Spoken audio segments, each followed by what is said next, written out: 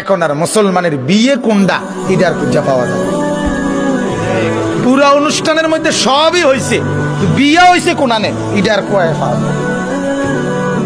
বুঝেন নাই কথা? গায়ে হলুদ এটা তো বিয়ে না, এটা তো ইসলামের কিছু নাই। এটা 70,000 টাকার গেট, এটার সাথে ইসলামের কোনো সম্পর্ক নেই। কথা বুঝছেন কিনা? পুরা প্যান্ডেলের ভিতরে এই বেড়া বেড়ি একত্রে ভাত খাওয়া, এটার সাথে তো ইসলামের কোনো সম্পর্ক নেই। পুরা অনুষ্ঠানটা ভিডিও হওয়া বেড়া বেড়ির, এটার সাথে তো ইসলামের কোনো সম্পর্ক নেই।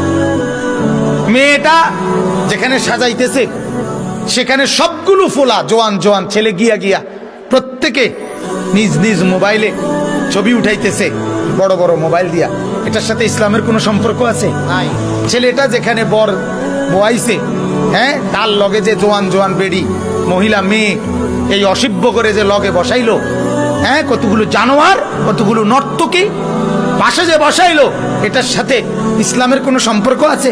ছেলেটা যেখানে বর বয়াইছে, হ্যাঁ, তার লগে যে জোয়ান জোয়ান বেড়ি মহিলা মেয়ে এই অসভ্য করে যে লগে বসাইলো, হ্যাঁ, কতগুলো জানোয়ার, কতগুলো নর্তকী পাশে যে বসাইলো, এটার সাথে ইসলামের কোনো সম্পর্ক আছে? এত বড় বাতের থালা, এটার লগেও তো ইসলামের কোনো সম্পর্ক নেই। এক বেড়া কি রাক্ষস নিয়ে এতে বেড়া, এতে জামাইয়ে না। কথা বলেন না কেন? তে কি তার 14 গোষ্ঠীর জীবনে ভাত খাইছে না? তারে এতুটি বাদ দিলেন কেন? আশ্চর্য কথা আপনি বলেন।